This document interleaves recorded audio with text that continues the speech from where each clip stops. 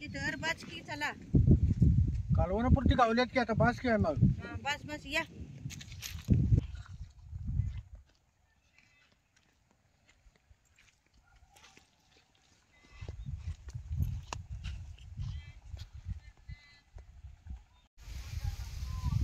आता फळातली ताजी वांगी आणल्या. आता याच वांग्याचं बारीक खोडी लांबड्या लांबड्या चिरून झटपट होणारं वांग करणार आहे. वांगी चिरताना अशी जरा देठ ठेवूनच वांगी चिरायची. म्हणजे वांग बी चवीला लागते या आणि वांग बी देठ धरून खायला येते या. आता हे चमच्याभर जिरं, लसूण आणि कोथिंबीर आता हे एकत्र करून चिचून घेतो.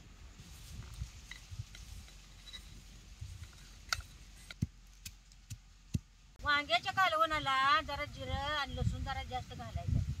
आणि असं जरा चिचून जर घातला का तर कालवणाला आणि जरा खमंगपणा येते. आता कढई तापली ह्याच्यात जरा तेल ओततो. आता या तेलाची एक चमचा मोहरी टाकायची. तेल चांगलं कडले त्याने मोहरी कशी तडतात दिली.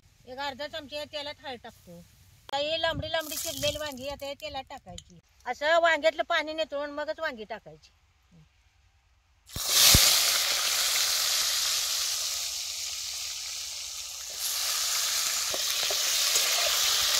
वांगी चिरून पाण्यात टाकली की त्यानं वांगी काळी पडली नाहीत बघा. या वांग्यात लगेच चटणी खोबरं घालायचं नाही.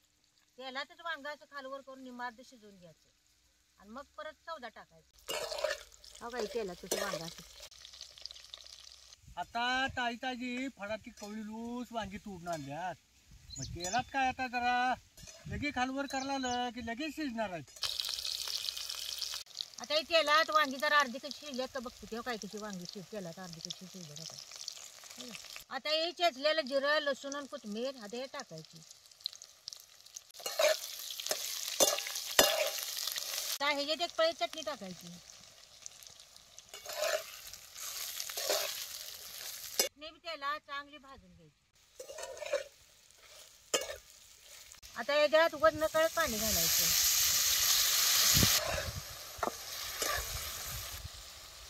आता बारीक किसलेलं खोबरं आता घालायचं.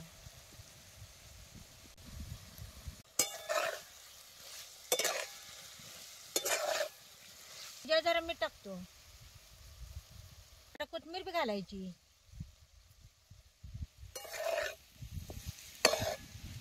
आता हे आरावर 1-2-3 मिनिटं ठेवायचं. तर जरा ताक हलवून घेते की.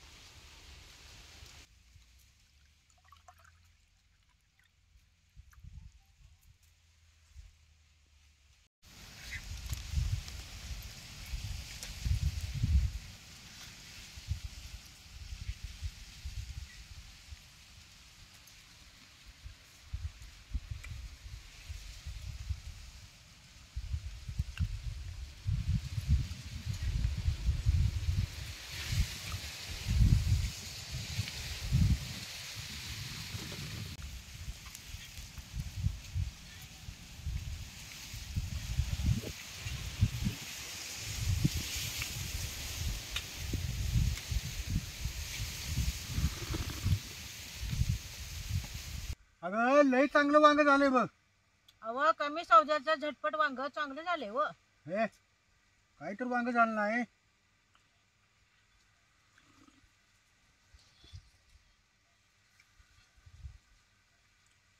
रानातल्या ताज्या ताज्या माळव्याला चव असतेच.